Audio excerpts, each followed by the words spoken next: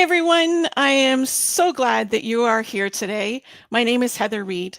I use she and her pronouns, and for those that are using accessibility technology, I'm a 60, I'm an almost 61-year-old white female, and I've got ash-colored hair, red glasses, and I'm wearing a navy blue blouse. As a reminder for every episode, even though the intro video articulated it, I am not a lawyer, and nothing we discuss here today should be considered legal advice. This is all about education, insights, and practical strategies.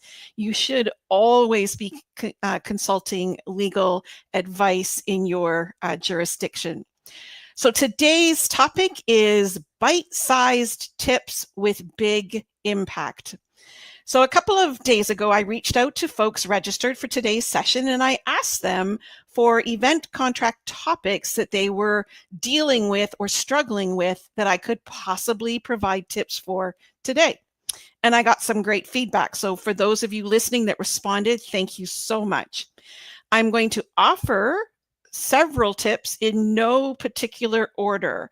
They're not, sequential. They're not alphabetical. There's just no order to them, hodgepodge kind of. But I will be offering them in such a way that you can write out or type out the tips. So are you ready? I am. Let's go. Tip number 1. Please read an event contract 3 times through, word for word, and preferably out loud. Research shows that reading words out loud improves the memory of the content by 30%, and that reading words out loud increases comprehension by 20%.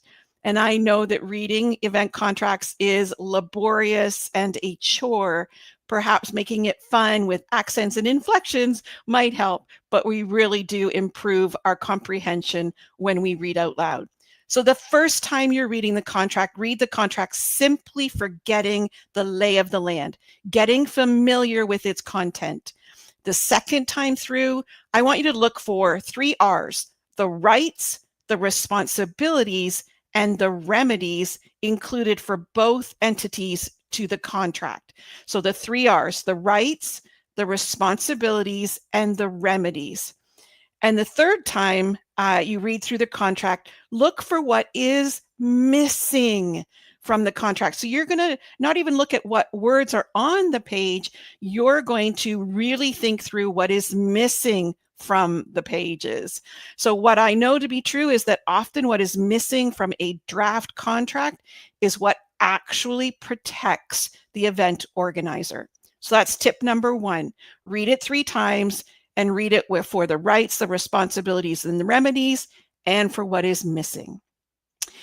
Tip number 2, be on the lookout for what I call innocuous, yet very powerful words or sets of words. So in this tip, I'm going to cover 5 sets of words. So A, may, will, and shall. B, current or currently. C, at the time of the event. D, mutual. And E, as needed. So I've got 5 sets of words that I want to cover. A, may, will, and shall. B, current or currently. C, at the time of the event. D, mutual. And E, as needed. It is my suggestion that as you read through the event contract for the first time, you circle in red if you're working with hard copy, or you highlight on the screen every instance of the terms that we are going to discuss today. Flagging these terms will help you as you go through the second and the third times to think critically about how these terms are used. Each use of these words or set of words should be very carefully considered. Draft contracts are written to shift the risk, but negotiated contracts should balance the risks appropriately. And shifting the risks can be achieved by using better language. So let's look at A, may, will, and shall. These are not used by legal counsel in a happenstance way. They are specifically chosen for their legal meanings. So as a layperson, I understand these terms to mean the following. May. This indicates something that is optional. The term may grants a right or permission, but it is not an obligation. Will indicates an intention or an expected future event and is typically less precise about the obligation of doing something. Will usually means it is expected to happen, but some legal arguments are made that it's not as enforceable as shall when it comes to obligations. And then shall creates a binding duty or obligation. It represents a command. The breach of the term shall is enforceable by law. So you can see why we go from weak language, which is the venue may do something, to the venue will do something, the venue shall do something. And I often think about this in terms of deposits. The venue may use the deposits against cancellation fees. Well, better is that the venue will use the deposits against cancellation fees, but the best legally is the venue shall use the deposits against cancellation fees. So the second, or B, set of words is current or currently. So words like current or currently are inherently ambiguous because they depend on context that can shift. Does current mean it is referring to what exists at the time of contract signing, or does it mean what exists at the time of contract performance? So an event contract is a business document that is meant to avoid subjective or relative time references. The contract should define pricing, dates, and deliverables precisely. So therefore, current or currently should almost always be negotiated out. I find that the only consistent good use of the terms current or currently is in reference to taxes, because they are subject to change beyond the control of either entity. C, at the time of the event. Now, this one's an interesting one. Did you know that when you see terms that have capitalized first letters, that they need to be defined? So, at the time of the event, does the term event have a capital on it? Has the event been defined as the actual gathering, the actual meeting? Because if event hasn't been defined, then one could say, well, does it represent the time of the event? Does it represent the date of contract signing?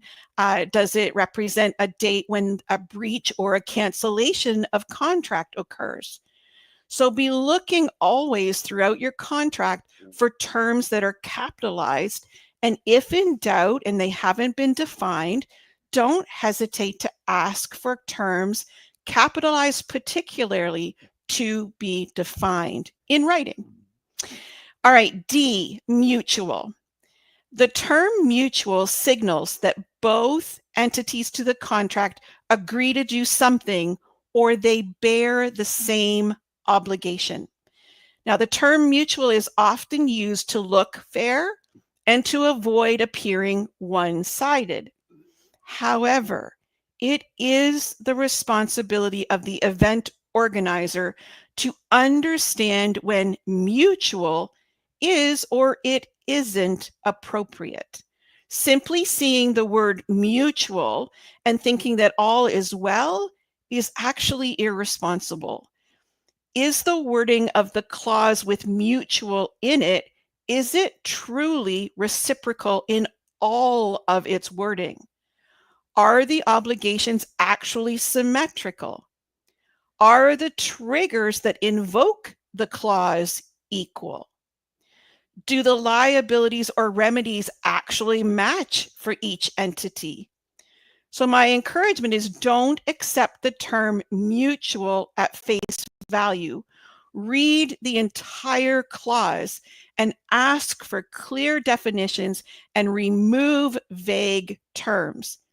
If it is truly mutual, ensure that the clause is drafted in a way that cannot be twisted or misinterpreted. And we see mutual in indemnification, and there is a major hotel brand that offers mutual cancellation clause. Well, you need to really dissect, is mutual an appropriate level for indemnification? Is mutual an appropriate level of protection for cancellation terms for both the entity of the group or the entity, the venue? All right, so then we have words E, and that is as needed. The phrase as needed might seem flexible or kind of even harmless, but in contracts, it can create huge ambiguities and unintended liabilities. As needed is vague and it is subjective. It usually indicates that something is variable or it's left undefined in its quantity, in its scope, or in its timing. So as needed leaves questions unanswered like, who decides what's needed? How much is included? When is it provided? Who pays for it? So leaving these questions unanswered results in disputes over interpretation of what's as needed. So leaving these unanswered and not spelling out what is as needed may cause a loss of control of your budget and loss of control of your logistics. So I often think, which is better? The hotel will provide security staff as needed, or hotel will provide 2 security staff for 8 hours per day. So specificity is so important, and vague terms like as needed leaves it open to interpretation. So those are 5 sets of words or sets of words that I would encourage you to just put it on a Post-it note, and every time you look at a contract, pull it out and ask yourself, flag those terms and really critically think, does this make sense in this setting of words? All right, tip number 3. So one of the registrants for this episode specifically identified a situation whereby a VIP had booked their sleeping room outside of the group's room block, and the hotel wouldn't include that sleeping room or those sleeping room nights in its calculations of sleeping room revenue. So you know who you are, and I'm here to offer you tip number 3, which is about room nights and fees. What room nights and fees should be explicitly listed in the negotiated contract as included in the calculation of sleeping room revenue. So the event organizer needs to be assured in writing that all sources of sleeping room revenue, whether that comes from sleeping room rates or sleeping room related fees, are included in the total tally of revenue. So I'm going to give you 6 sources of sleeping room revenues or fees that should be negotiated and then explicitly listed in the negotiated contract. So first, obviously, all of the rooms inside the room block, including any negotiated sub-blocks, should be included in the total sleeping room night count or the sleeping room revenues. Number 2, rooms booked outside the room block at the group rate or higher that have been found as a result of a post-event audit of reservations. So don't leave it to chance. Most often, contracts are silent about audit clauses. Most often, rooms booked outside the block are preemptively listed as not included. Scratch that out and ask for them to be included. That revenue, which is at the group rate or higher, has come to the venue because of your piece of business. Number 3, pre-event and post-event night stays booked at the group rate or higher that have been found as a result of a post-event audit of reservations. So I know that it is increasingly harder to get actual pre-event and post-event night stays. And I think we could do a whole episode just on that. But when you are able to secure pre-event and post-event night stays, make sure that they are fully included in the calculation of sleeping room revenue.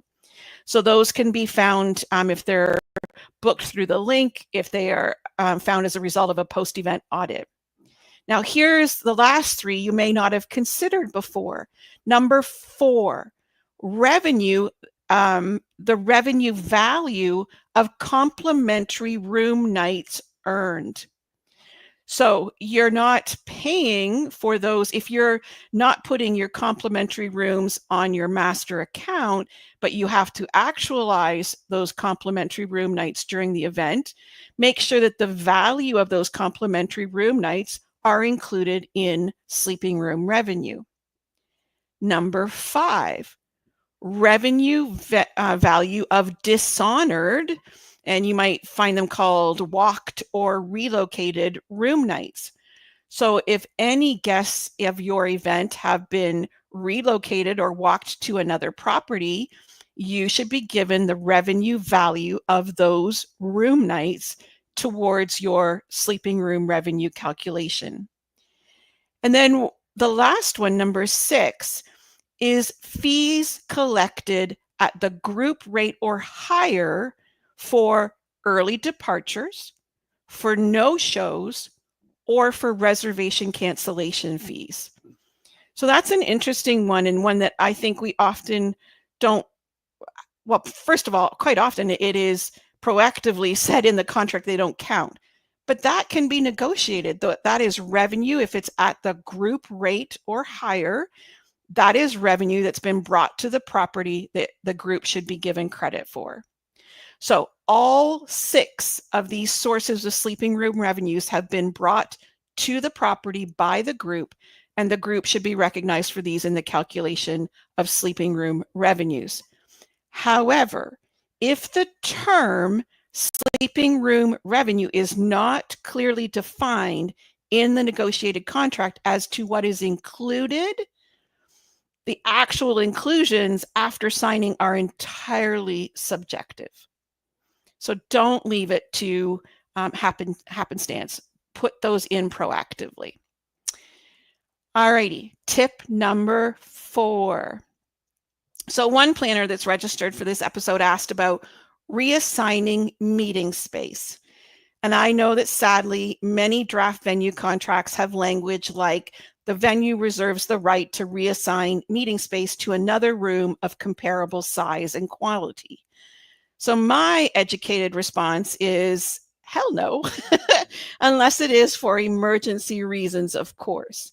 So this kind of language that assigns the right to the venue to make a change, it's drafted by legal counsel to protect the venue's operational flexibility, but it puts the event organizer's event and logistics at risk.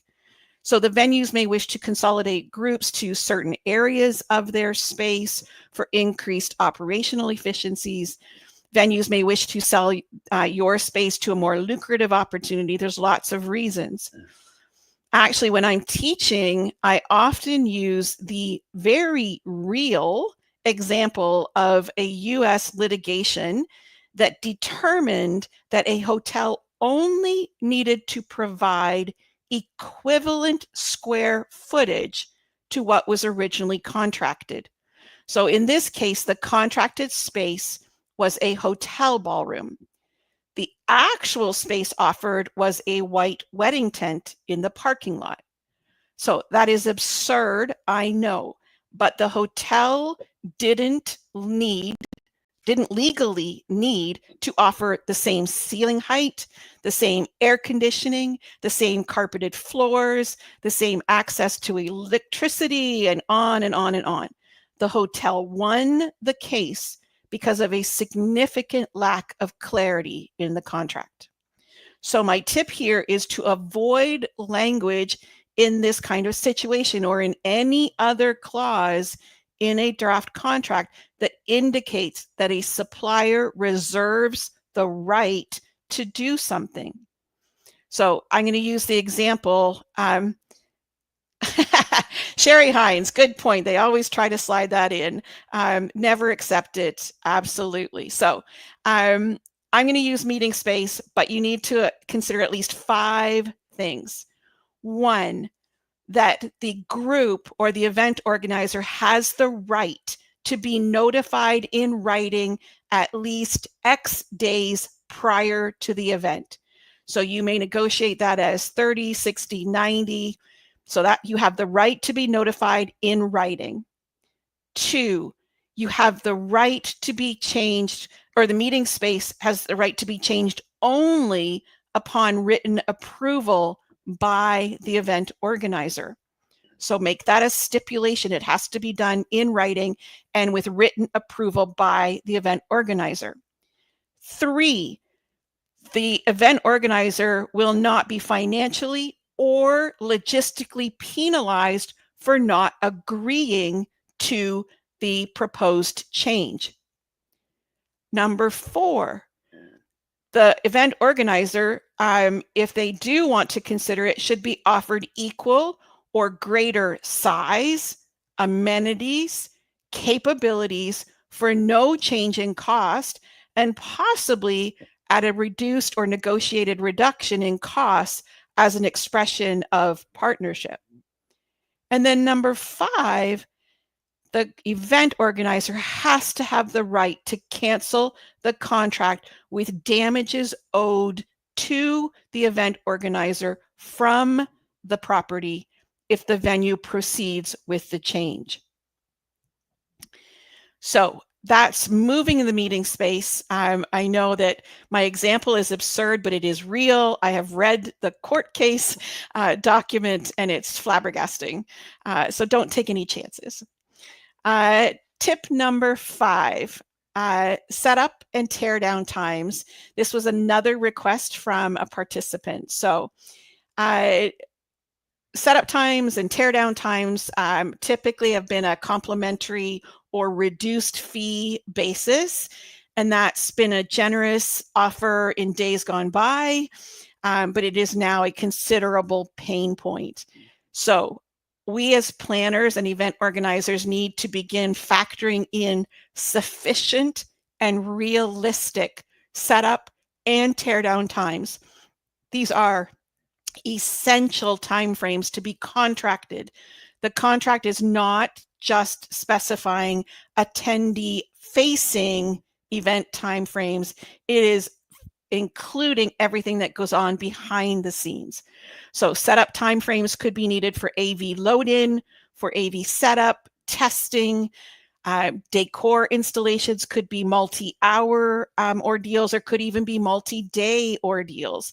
The event organizer needs to take the time to prepare materials and lay them out in a room, or they may need rehearsal time. And then also there needs to be tear down timeframes that would reverse engineer and undo all of those things. So setting realistic setup and tear down timeframes must be included in the request for proposal document and should no longer be assumed to be available or included on a complimentary or reduced basis. Now, I know that this is not going to be a popular opinion with planners, but I truly believe that event organizers need to be prepared to compensate venues for setup and tear down times. There are real operational costs absorbed by the venue, and they are booking those spaces for those purposes, which prevents them from selling the space to another group. So what can event organizers proactively negotiate in the venue contract? Here are 4 suggestions.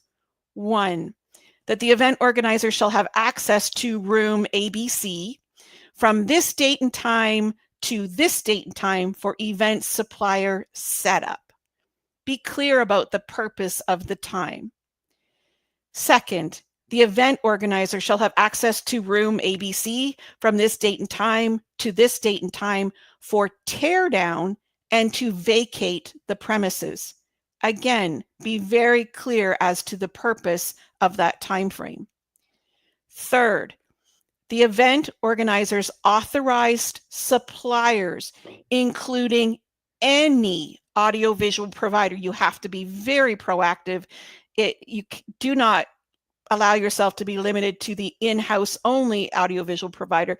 Any audiovisual provider or any decorator has full access to the space, including access to loading docks, freight elevators, electrical panels, full HVAC services, etc., for the timeframes of setup and teardown. And then fourth, setup and teardown times for room ABC have been specifically negotiated to be at the following rental rates. So is it complimentary? Is it waived? Is it reduced? Is it hourly? Is it day rate? So without setup and teardown times accurately and realistically established in the contract, the event organizer cannot promise suppliers reliable timelines. They expose themselves to risks of delays or penalties or poor experiences, and they also risk being charged premium fees or deny access entirely. So when these timeframes are in your contract, the event organizer controls the event's flow. They control their budget and they set themselves up for a professional result. All right. Oh my goodness, I need to talk a little faster. And I see that Philomena, I was initially quoted $1,000 per minute if teardown exceeded the time allocated to us. Greed. Absolute greed. To protect yourself, I made sure to include a clause stating that if any is not caused by the organizer, rather the venue. Absolutely. Kudos, Phil. Brilliant. I'm going to take that one into my own thoughts. Brilliant. So all planners now should be writing down that scenario, because you need to contract out that scenario, that if the venue is the result of overages in your time frame, that you're not charged. Tip 6. If you'll bear with me, I call this episode bite-sized tips, so I should include some food and beverage tips. So please proactively negotiate and explicitly identify key food and beverage parameters in your negotiated contracts. In my experience, 99% of venue contracts, most aspects of food and beverage are silent. So while I know that menu pricing is in constant flux and is a topic all of its own, there are actually 11 considerations that I want to touch on. 1, negotiate the service charge and articulate what is included in the service charge. Is the service charge going exclusively to wait staff? If it's not 100% going to wait staff, what portion is being given to wait staff? If it's not 100% given to wait staff, where does the other percentage portion go? Is it an administration charge being held back by the supplier? Number 2, for events with longer lead times, negotiate the date by which the menu prices will be established and make sure that the timing works for your event budget process. Number 3, for events with longer lead times, negotiate a reasonable price increase or cap year over year. And obviously there would be some consideration for exceptional circumstances. Number 4, negotiate the cost of coffee. Not even going to go there today. Number 5, here's one. What are the hourly charges and the minimum number of hours per call for bartenders, chefs, carvers, and attendants? These charges are not dependent on food ingredient or menu pricing. They are actually physically hourly charges on top of menus typically. 6, are there surcharges for customized meals above menu costs? And is there a timeline within which surcharges are assessed? Can the surcharges be waived or reduced? So customized meals, we're seeing now, if a certain percentage are vegan, vegetarian, gluten-free, we're going to be assessed extra charges. If we are ordering kosher and halal meals in from a authorized vendor, is there a markup on top of those? So all sorts of things to consider with customized meals. 7, is there a financial penalty for not submitting BEOs by a specific date?